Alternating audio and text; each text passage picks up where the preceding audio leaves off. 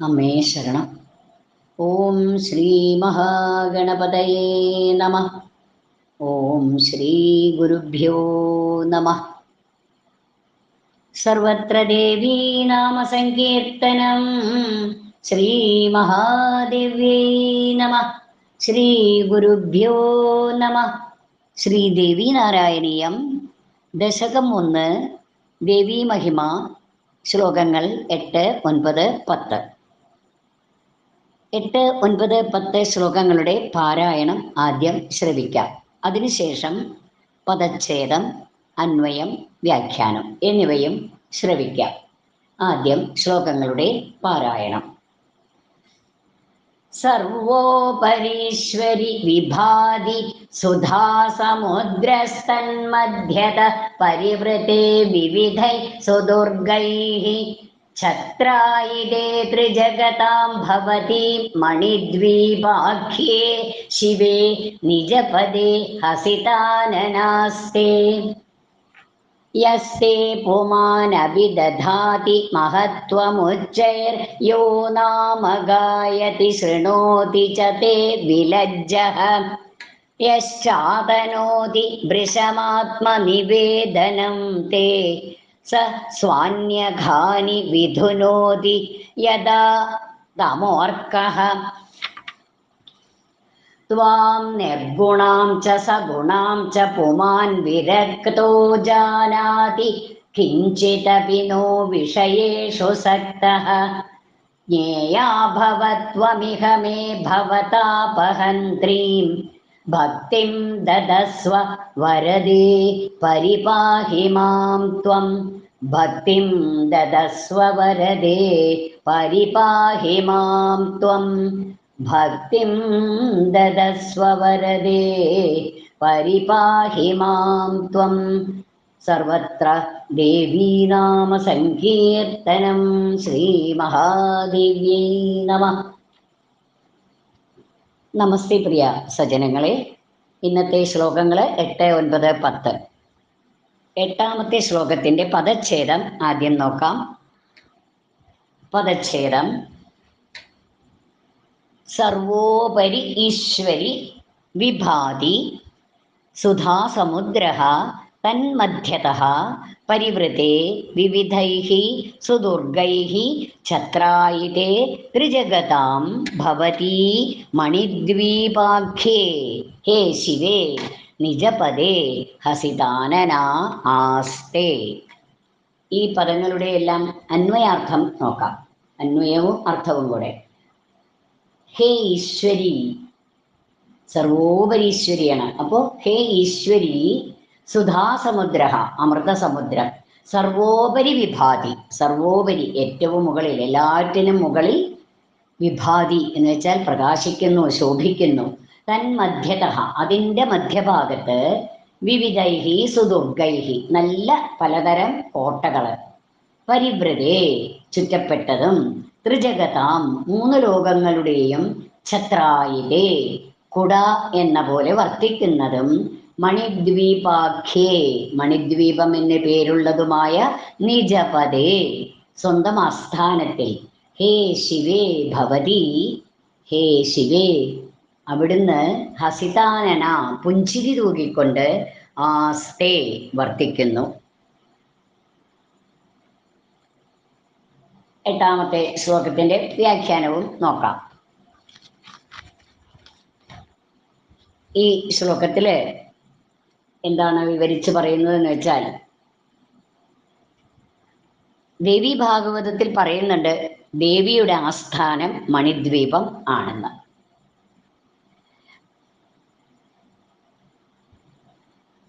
വൈഷ്ണവന്മാർക്ക്, ശൈവന്മാർക്ക്, രാധാകൃഷ്ണന്മാർക്ക്, ഇവർക്കെല്ലാവർക്കും ഓരോരോ ആദർശ ലോകങ്ങളുണ്ട്.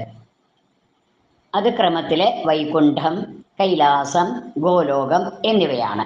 അപ്പോൾ വൈഷ്ണവന്മാർക്ക് വൈകുണ്ഠവും, ശൈവന്മാർക്ക് കൈലാസവും, രാധാകൃഷ്ണൻ ഭക്തന്മാർക്ക് ഗോലോകവും ആണ് ആദർശ ലോകം. ഇതുപോലെ ശാക്തേയന്മാരുടെ ആദർശ ലോകമാണ് മണിദ്വീപം. ബ്രഹ്മാണ്ടങ്ങൾക്ക് അപ്പുറത്താണ് ഈ ലോകം. ഉറപ്പുള്ളതും അതിമനോഹരവുമായ 18 കോട്ടകൾക്കും അകത്താണ് ചിന്താമണി ഗൃഹം. ആ ഗൃഹത്തിലാണ് ദേവി വർത്തിക്കുന്നത്. അമൃതസമുദ്രത്തിൻ്റെ മധ്യത്തിൽ മണിദ്വീപം എന്ന ലോകം സ്ഥിതി ചെയ്യുന്നു. അതാണ് സർവോപരീശ്വരി. വിഭാതി സുധാ സമുദ്രസ്തന്മധ്യത പരിവൃതേ വിവിധൈ സുദുർഗൈഃ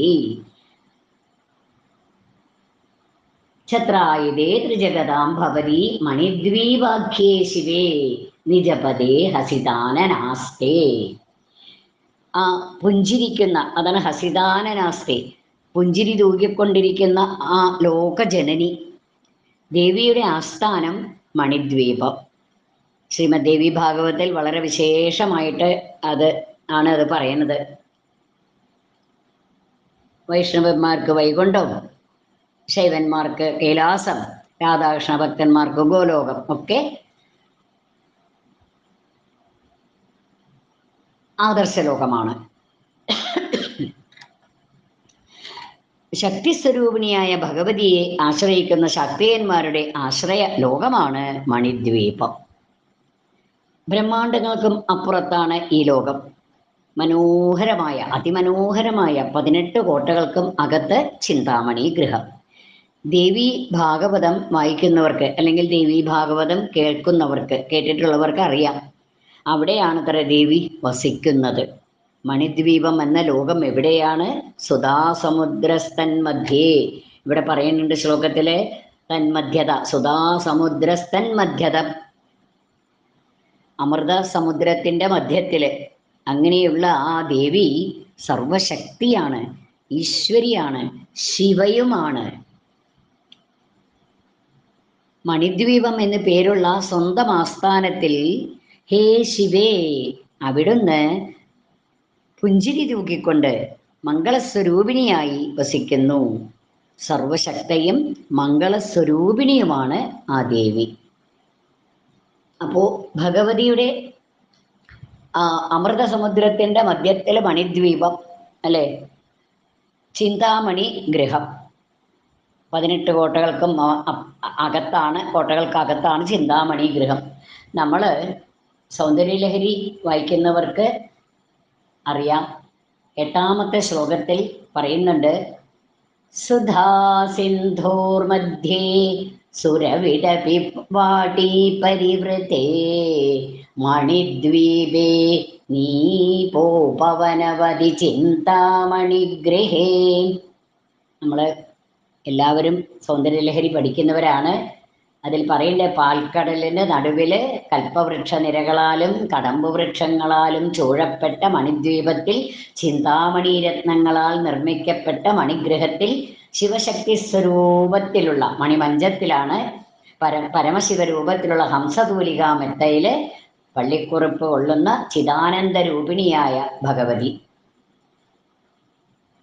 ആ മണിദ്വീപം എന്നു പേരുള്ള സ്വന്തം ആസ്ഥാനത്തിൽ സർവശക്തയും മംഗളസ്വരൂപിണിയുമായ ആ ദേവി വസിക്കുന്നു എന്ന് 8ാമത്തെ ശ്ലോകത്തിൽ പറയുന്നു.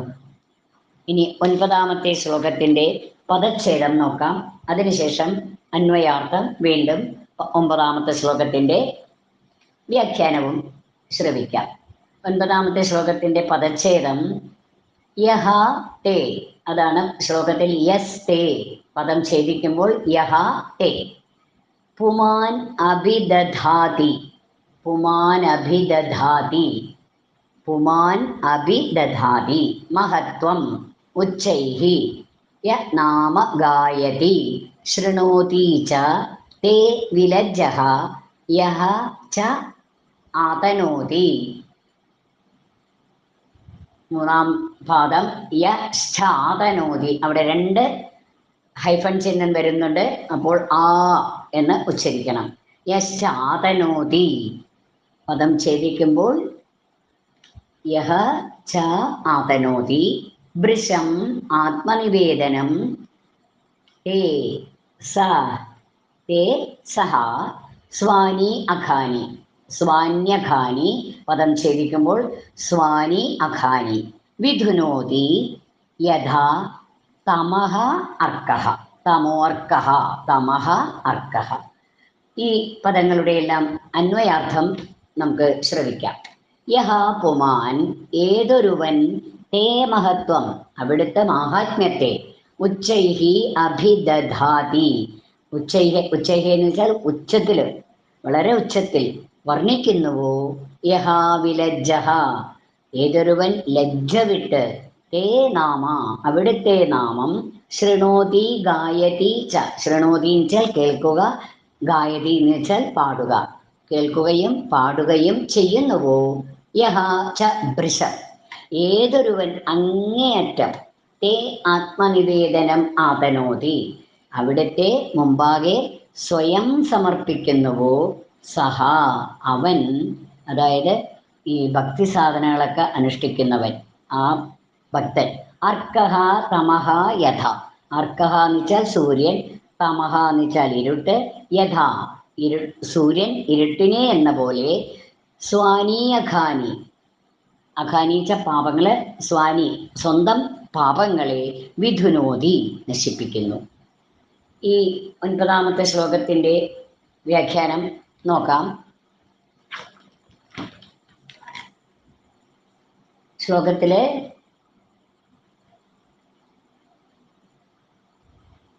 വിലജ്ജതേ എന്ന് പറയുന്നുണ്ട്. അതായത് ലജ്ജ വിട്ട്, ലജ്ജയില്ലാതെ, വിലജ്ജോ നിർജ്ജതി ക്വചിൽ എന്നൊക്കെ നമുക്ക് പ്രഹ്ലാദന്റെ കഥയില് ഭാഗവതത്തിൽ കേൾക്കാൻ സാധിക്കും. അവിടുന്ന് കൃപാവതിയാണ്, ദേവി കൃപാവതിയാണെന്നും പക്ഷഭേദമില്ലാത്തവളാണെന്നും ഒക്കെ മുൻപ് പറഞ്ഞിട്ടുണ്ട് അല്ലേ. പക്ഷഭേദമില്ലാത്തവളുമാണ്, കൃപാവതിയുമാണ് ആ അമ്മ. ആ ദേവിയെ പ്രസാദിപ്പിക്കാനും അതുവഴി സ്വന്തം പാപങ്ങളെ നശിപ്പിക്കാനുമുള്ള ഉപായം ഈ ശ്ലോകത്തിൽ പറയുകയാണ്. അതായത് തൻ്റെ പാപങ്ങളെയൊക്കെ നശിപ്പിക്കാനുള്ള അതിനുള്ള ഉപായം. ആദ്യം എന്താ വേണ്ടതിന്? ദേവിയെ പ്രസാദിപ്പിക്കണം. ആ ദേവിയെ പ്രസാദിപ്പിക്കാനും അതുവഴി സ്വന്തം പാപങ്ങളെ നശിപ്പിക്കാനും ഉള്ള ഉപായമാണ് ഈ ശ്ലോകത്തിലൂടെ വിവരിക്കുന്നത്. ദേവിയുടെ മാഹാത്മ്യം, ദേവിയുടെ മഹത്വത്തെ ആവർത്തിച്ച് ആവർത്തിച്ച് പറയുക, ദേവിയുടെ നാമം കേൾക്കുക, നാമം കീർത്തിക്കുക, നാമസങ്കീർത്തനങ്ങൾ ആലപിക്കുക, ദേവിയുടെ മുന്നിൽ സ്വയം സമർപ്പിക്കുക, എല്ലാം സർവവും ആ അമ്മയുടെ മുന്നിൽ അർപ്പിക്കുക എന്നിവയാണ് ഭക്തി സാധനകൾ. ഏതൊരു ഭക്തനാണോ ഇത്തരം സാധനകൾ അനുഷ്ഠിക്കുന്നത്, ആ ഭക്തൻ സ്വന്തം പാപങ്ങളെ നശിപ്പിക്കുന്നു. സൂര്യൻ ഉദിക്കുമ്പോൾ എന്താ ഉണ്ടാവുക, എന്താ സംഭവിക്കുക? ഇരുട്ട് താനേ നീങ്ങിപ്പോവും അല്ലേ, പ്രകാശം ഉണ്ടാവും. സൂര്യൻ ഉദിച്ചു വരുമ്പോൾ പ്രകാശിച്ചു കൊണ്ടാണ് വരുന്നത്. അപ്പോൾ ആ പ്രകാശം കൊണ്ട് ഇരുട്ടൊക്കെ നീങ്ങും. അതുപോലെ ദേവി ഭക്തി കൊണ്ട് ഭക്തന്റെ പാപങ്ങളെല്ലാം സ്വയം നശിക്കും. അതായത് ദേവി ഭക്തി കൊണ്ട് ഭക്തന്റെ പാപങ്ങളെല്ലാം നശിക്കും, സ്വയം നശിക്കും. അതായത് ദേവിയുടെ മഹത്വത്തെ ഉച്ചത്തിൽ വർണ്ണിക്കുക, ലജ്ജ വിട്ട് ആ ദേവിയുടെ നാമം കേൾക്കുക, കീർത്തനങ്ങൾ ആലപിക്കുക. അങ്ങനെയുള്ളപ്പോൾ ഭക്തന് എന്താ ലഭിക്കുന്നത്? അദ്ദേഹത്തിന് ആ ആത്മനിവേദനം, അവിടുത്തെ മുമ്പാകെ സ്വയം സമർപ്പിക്കുന്ന ആ ഭക്തന്മാര്, ആ ഭക്തി സാധനകൾ അനുഷ്ഠിക്കുന്ന ഭക്തന്മാര്, തമഹ അർക്കഹ തമഹ യഥ, അതായത് സൂര്യൻ ഇരുട്ടിനെ ഇല്ലാതെ ആക്കുന്നത് പോലെ, സ്വാനി അഖാനി വിധുനോതി, തൻ്റെ പാപങ്ങളെ ഇല്ലാതെയാക്കുന്നു. നാരായണ എന്ന 4 അക്ഷരം ജപിച്ച അജാമിളന്റെ കഥ നമുക്ക് ഭാഗവതത്തിൽ കേൾക്കാം അല്ലേ. അജാമിളന്റെ പുത്രനാണ് നാരായണൻ. എങ്ങനെയാണ് അജാമിളൻ വിളിച്ചത്? പതുക്കെയാണോ? അല്ല, ഉറക്കെ, ഉച്ചത്തിലാണ് വിളിച്ചത്. ഉറക്കെ വിളിച്ചു എന്നാ പറയണത്. അപ്പോഴാണ് ഭഗവത് പാർഷദന്മാർ വന്നത്. ഇതേപോലെ ദേവിയുടെ ആ കൃപാകാരുണ്യത്തെ വേണ്ട പോലെ മനസ്സിലാക്കി ദേവിയുടെ മാഹാത്മ്യം ഉച്ചൈസ്തരം ഘോഷിക്കുകയാണ് ഇവിടെ ചെയ്യുന്നത്.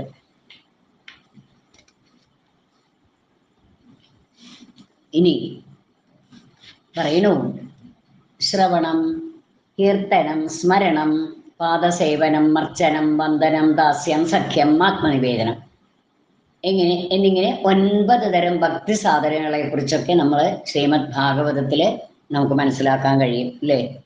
ആത്മനിവേദനം ഭക്തി സാധനങ്ങളിൽ വെച്ച് ഒടുവിലത്തേതാണ്. അതായത് ഭക്തി സാധനങ്ങളുടെ 9 പടികളിൽ 9ാമത്തേതാണ് ആത്മനിവേദനം. അപ്പോ ഈ 9 തരം ഭക്തി സാധനങ്ങളും ഭാഗവതം നമുക്ക് പറഞ്ഞു തരുന്നുണ്ട്. ആത്മസമർപ്പണം ചെയ്യുക, അങ്ങനെ ചെയ്തു കഴിഞ്ഞാൽ എന്തായി? ആ ലോകജനനി, ആ അമ്മ, ആ ദേവി ഭക്തനെ തൻ്റെ മാറോട് ചേർത്ത് പിടിച്ച് വിളിക്കും. എന്താ വിളിക്കുക? ഗോവിന്ദ പരിരംഭിത. പ്രഹ്ലാദന്റെ കഥയിൽ നമുക്ക് കേൾക്കാൻ കഴിയും ഇല്ലേ? അതേപോലെ ഇവിടെ ദേവി നമ്മളെ രക്ഷിക്കും. അതായത് ആത്മനിവേദനം, ആത്മസമർപ്പണം, ഇഷ്ടദേവതയ്ക്ക് മുമ്പില് സ്വയം സമർപ്പിക്കുക എന്നർത്ഥം.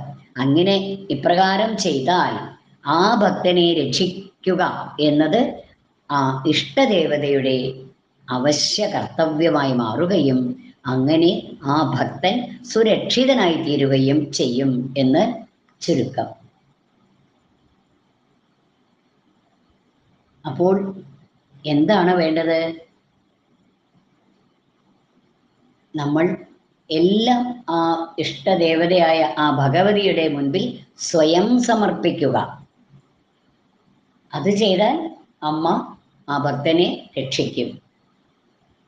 അത് ആ അമ്മയുടെ അവശ്യ കർത്തവ്യമായി മാറും. അതുകൊണ്ട് എന്താ സംഭവിക്കുക? ആ ഭക്തൻ സുരക്ഷിതനായി തീരും എന്ന് ഇവിടെ ചുരുക്കി പറഞ്ഞിരിക്കുകയാണ്. സർവത്ര ദേവീ നാമ സങ്കീർത്തനം. ശ്രീ മഹാദേവ്യൈ നമഃ. ശ്രീ ഗുരുഭ്യോ നമഃ. ഇനി 10ാമത്തെ ശ്ലോകത്തിന്റെ പദച്ഛേദം നമുക്ക് നോക്കാം. 10ാമത്തെ ശ്ലോകത്തിന്റെ പദച്ഛേദം: ത്വാം നിർഗുണാം ച സഗുണാം ച പുമാൻ വിരക്തഃ ജാനാതി കിഞ്ചിത് അപി നോ വിഷയേഷു സക്തഃ ജ്ഞേയാ ഭവ ത്വം ഇഹ മേ ഭവതാപഹന്ത്രീം ഭക്തിം ദദസ്വ ഹേ വരദേ പരിപാഹി മാം ത്വം.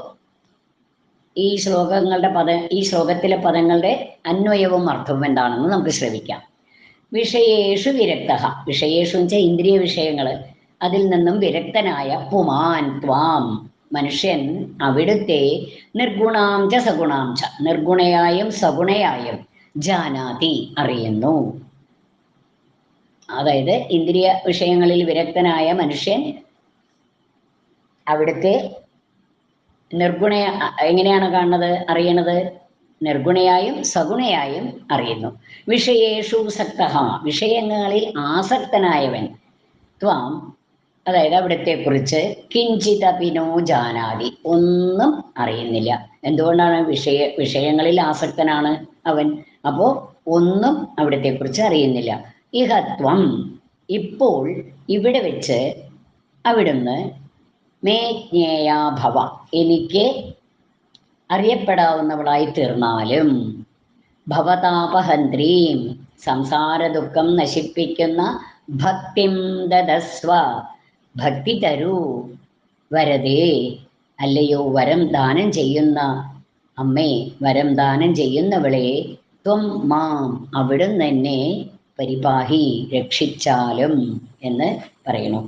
അപ്പോൾ ഈ ശ്ലോകത്തിന്റെ വ്യാഖ്യാനം എന്താണെന്ന് വെച്ചാൽ, അമ്മ ശക്തി സ്വരൂപിണിയാണ് അല്ലെ? ആ ശക്തി സ്വരൂപിണിയായ ദേവിയെ പറ്റി നമ്മൾ ഈ ദശകത്തിൽ തന്നെ 5ാം ശ്ലോകത്തിൽ അനുസ്മരിച്ചിട്ടുണ്ട്. ബ്രഹ്മത്തിന്റെ പ്രകടാവസ്ഥ മാത്രമായ ആ ദേവിയാണ് ഇവിടെ നിർഗുണ എന്ന ശബ്ദത്താൽ നിർദ്ദേശിക്കപ്പെടുന്നത്. ശ്ലോകത്തിൽ പറയുന്നുണ്ട് ത്വാം നിർഗുണ. ഇനി നിർഗുണയായ ദേവിക്ക് വ്യക്തമായ രൂപമില്ല. വ്യക്തമായ രൂപത്തോടു കൂടിയ ദേവിയാണ് സഗുണ. അപ്പോ ഇന്ദ്രിയ വിഷയങ്ങളിൽ വിരക്തനായ ഭക്തൻ അല്ലെങ്കിൽ ജ്ഞാനി ദേവിയെ എങ്ങനെയാണ് കാണുന്നത്, എങ്ങനെയാണ് അറിയുന്നത്? നിർഗുണയായും സഗുണയായും അറിയുന്നു. ഇന്ദ്രിയ വിഷയങ്ങളിൽ വിരക്തനായ ഭക്തൻ. ഇനി ഇന്ദ്രിയ വിഷയങ്ങളിൽ ആസക്തനായ വ്യക്തിയോ ദേവിയെപ്പറ്റി ഒന്നും തന്നെ അറിയുന്നില്ല. ഇനി അവൻ അറിയണമെന്നും ആഗ്രഹമില്ല. ആരെങ്കിലും പറഞ്ഞു കൊടുക്കാമെന്ന് വെച്ചാൽ, ആരെങ്കിലും പറഞ്ഞു കൊടുക്കാനായിട്ട് അവൻ്റെ സമീപത്തേക്ക് വന്ന് ഒരുങ്ങിയാൽ അത് കേൾക്കാനും അവന് മനസ്സില്ല. അതെ, വിരക്തന്മാർക്ക് മാത്രമേ ദേവിയെക്കുറിച്ച് അറിയാൻ പറ്റൂ. വിരക്തി വരണം, എങ്കിൽ മാത്രമേ ദേവിയുടെ മാഹാത്മ്യം അറിയാൻ പറ്റുകയുള്ളൂ. ദേവിയെ വേണ്ട പോലെ അറിയാൻ തനിക്ക് സാധിക്കുമാറാകണേ എന്ന് ഗ്രന്ഥകർത്താവ് പ്രാർത്ഥിക്കുകയാണ് ഇവിടെ. ഭക്തന് മാത്രമേ ദേവിയെ പറ്റി അറിയാൻ കഴിയൂ. അതിനാൽ തന്നെ അതിനാൽ ഈ ഗ്രന്ഥകർത്താവ് എന്താ പറയണത്? തന്നെ ഒരു ഭക്തനാക്കി തീർക്കണമെന്ന് ദേവിയോട് അപേക്ഷിക്കുകയാണ് ഗ്രന്ഥകർത്താവ്. ഭക്തിയോടെ ദേവിയെ ഭജിച്ചാലേ സംസാര ദുഃഖം തീരുകയുള്ളൂ. ദേവി വരം നൽകുന്നവളാണെന്ന് നമുക്കേവർക്കും അറിയാം, ഭക്തന്മാർക്കും അറിയാം. ഇവിടെ ഗ്രന്ഥകർത്താവിനും അതറിയാം. അതുകൊണ്ടാണ് പ്രാർത്ഥിക്കുന്നത്. നമുക്ക് ഏവർക്കും ദേവിയോട് പ്രാർത്ഥിക്കാം. എല്ലാ സന്ദർഭങ്ങളിലും തന്നെ രക്ഷിക്കണേ എന്നാണ് ഗ്രന്ഥകർത്താവ് ഇവിടെ ദേവിയോട് പ്രാർത്ഥിക്കുന്നത്. അതായത് 5-ാം ശ്ലോകത്തിൽ പറഞ്ഞു, ദേവി ബ്രഹ്മമാണ്, ബ്രഹ്മം അല്ലേ, പ്രകടാവസ്ഥയിലായപ്പോൾ ശക്തിയായി. ഇതാണ് ശക്തിസ്വരൂപിണിയായ ദേവി. ബ്രഹ്മാണ്ട നായകിയായ ശക്തിസ്വരൂപിണിയാണ് ദേവി. ബ്രഹ്മത്തിന്റെ പ്രകടാവസ്ഥ മാത്രമായ ആ ദേവിയാണ് ഇവിടെ നിർഗുണ എന്ന ശബ്ദത്താൽ നിർദ്ദേശിക്കപ്പെടുന്നത്. നിർഗുണയായ ദേവിക്ക് വ്യക്തമായിട്ടൊരു രൂപമില്ല. വ്യക്തമായ രൂപത്തോടു കൂടിയ ദേവിയാണ് സഗുണ. ബ്രഹ്മത്തിന്റെ പ്രകടാവസ്ഥമായ ദേവി നിർഗുണയാണ്. ആ ദേവിക്ക് രൂപമൊന്നുമില്ല. എന്നാൽ വ്യക്തമായ രൂപത്തോടു കൂടിയ ദേവിയാണ് സഗുണ.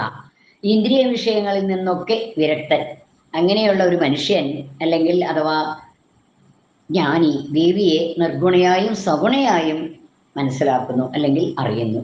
എന്നാൽ ഇന്ദ്രിയ വിഷയങ്ങളിൽ ആസക്തനായവനോ ദേവിയെക്കുറിച്ച് അല്ലെങ്കിൽ അമ്മയുടെ മാഹാത്മ്യത്തെക്കുറിച്ചോ അമ്മയെക്കുറിച്ചോ ദേവിയെക്കുറിച്ച് ഒന്നും തന്നെ, അവിടത്തെക്കുറിച്ച് ഒന്നും തന്നെ അറിയുന്നില്ല. ഇനി അറിയണമെന്ന് അവന് ആഗ്രഹവുമില്ല. ദേവിയെക്കുറിച്ച്, സഗുണയും നിർഗുണയും ആയ ദേവിയെക്കുറിച്ച് ആരെങ്കിലും എന്തെങ്കിലും പറഞ്ഞു കൊടുക്കാൻ തയ്യാറായാൽ അവന് അത് കേൾക്കണമെന്ന മനസ്സും ഇല്ല എന്ന് പറയുന്നു.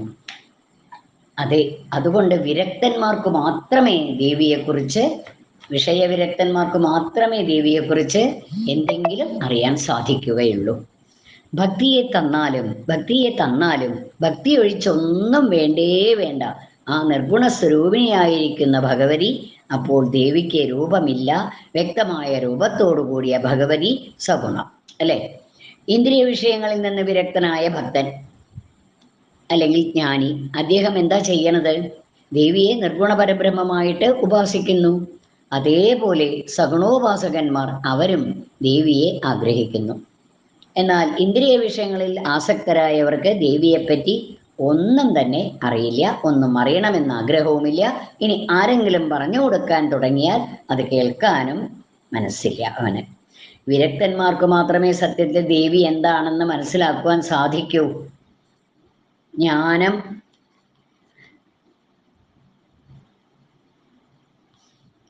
അതായത് ജ്ഞാനവും വൈരാഗ്യവും. ഭക്തി ഉദിച്ചു കഴിഞ്ഞാൽ ഭഗവതിയെ, ദേവിയെക്കുറിച്ചുള്ള ആ ജ്ഞാനം ഉണ്ടാവും. അപ്പൊ ആദ്യം ദേവിയെക്കുറിച്ച് അറിയണമെങ്കിൽ വൈരാഗ്യം, അതായത് ദേവിയെക്കുറിച്ചുള്ള ജ്ഞാനം എങ്ങനെയാ ഉണ്ടാവുക? ഭക്തി ഉദിച്ചു കഴിഞ്ഞാൽ ദേവിയെക്കുറിച്ചുള്ള ജ്ഞാനം ഉണ്ടാകും. ദേവി അല്ലാത്തതിനെ കുറിച്ചൊക്കെ വൈരാഗ്യം ഉണ്ടാകും. അപ്പോൾ വിരക്തിയും ഉണ്ടാകും. ദേവിയോട് എന്താ പ്രാർത്ഥിക്കുന്നത്? ഇവിടെ ജ്ഞാനവും വൈരാഗ്യവും എന്ന് പറഞ്ഞത് ഒന്നുകൂടെ മനസ്സിലാക്കി തരാം. വിരക്തന്മാർക്ക് മാത്രമേ സത്യത്തിൽ ദേവിയെ മനസ്സിലാക്കുവാൻ സാധിക്കൂ എന്ന് പറയുന്നുണ്ട് അല്ലേ. അപ്പോ ജ്ഞാനവും വൈരാഗ്യവും, ഭക്തി ഉദിച്ചു കഴിഞ്ഞാൽ ദേവിയെക്കുറിച്ചുള്ള ജ്ഞാനമുണ്ടാവും. ദേവിയെ അല്ലാത്തതിനെ കുറിച്ചൊക്കെ വൈരാഗ്യവും ഉണ്ടാകും. അപ്പൊ ഇവിടെ ജ്ഞാനവും വൈരാഗ്യവും എന്താന്ന് മനസ്സിലായി അല്ലേ. ദേവി അല്ലാത്തതിനെ കുറിച്ചൊക്കെ വൈരാഗ്യം ഉണ്ടാകും, അതിന് വിരക്തിയും ഉണ്ടാകും. ദേവിയോട് ഇവിടെ എന്താ പ്രാർത്ഥിക്കുന്നത്? എനിക്ക് ഭക്തി ഉണ്ടാവണേ, ഭക്തിയാണ് എനിക്ക് വേണ്ടത്. ഭക്തിയോടുകൂടി ദേവിയെ ഭജിച്ചാൽ എന്താ സംഭവിക്കുക? സംസാര സാഗരത്തിൽ പെട്ടുഴലുന്നവർക്ക് അവരുടെ സകല ദുഃഖവും തീരും. ദേവി വരം നൽകുന്നവളാണ്, വരതയാണ് ദേവി. ഭക്തിം ദദസ്വ വരദേ പരിപാഹി മാം ത്വം. അല്ലയോ വരദേ, അവിടുന്ന് എന്നെ രക്ഷിക്കണേ എന്ന് പ്രാർത്ഥിക്കുകയാണ്. വേദാന്ത വേദ്യമായിരിക്കുന്ന ബ്രഹ്മമാണ് ദേവി. ദേവിയുടെ സർവഹേതുത്വം, കാരുണ്യം, നിഷ്പക്ഷത, ദേവിയുടെ ആസ്ഥാനമായിരിക്കുന്ന വരദാന ശീലം, അല്ലേ? ഇതൊക്കെയാണ് ഇതിൽ സൂചിപ്പിച്ചു കൊടുത്തിരിക്കുന്നത്. അപ്പോൾ ഒന്നാം ദശകത്തില് എന്തൊക്കെയാണ് പറയണത്, എന്തൊക്കെയാണ് വിസ്തരിച്ചിരിക്കുന്നത്? വേദാന്ത വേദ്യമായ ബ്രഹ്മം തന്നെയാണ് ദേവി. ദേവിയുടെ സർവഹേതുത്വം, കാരുണ്യം, നിഷ്പക്ഷത, ആസ്ഥാനം, വരദാനശീലം മുതലായവ ഇതിൽ വളരെ അധികം നന്നായിട്ട് സൂചിപ്പിച്ചിരിക്കുന്നു. അങ്ങനെ നമ്മുടെ ദേവീ നാരായണത്തിലെ ഒന്നാമത്തെ ദശകം ഇവിടെ സമാപിക്കുകയാണ്. എല്ലാവർക്കും ആ ലോകജനനിയുടെ അനുഗ്രഹം ലഭിക്കുമാറാകട്ടെ എന്ന് പ്രാർത്ഥിച്ചുകൊണ്ട് ആ അമ്മയുടെ തൃപ്പാദങ്ങളിലും ഗുരുവാചാര്യന്മാരുടെ പാദങ്ങളിലും സജ്ജനങ്ങളുടെ പാദങ്ങളിലും വളരെയധികം ഭക്തിപൂർവം വിനയപൂർവം സമർപ്പിച്ചുകൊണ്ട് ഈ ഒന്നാമത്തെ ദശകം ഇവിടെ അവസാനിപ്പിക്കുന്നു, ഉപസംഹരിക്കുന്നു. എല്ലാവർക്കും ദേവിയുടെ അനുഗ്രഹം ലഭിക്കുമാറാകട്ടെ എന്ന് പ്രാർത്ഥിച്ചുകൊണ്ട് സർവം ശ്രീകൃഷ്ണാർപ്പണമസ്തു. ഓം ശ്രീ ഗുരുഭ്യോ നമഃ. സർവത്ര ദേവീനാമസങ്കീർത്തനം. ശ്രീ മഹാദേവ്യൈ നമഃ. ഹരേ കൃഷ്ണ.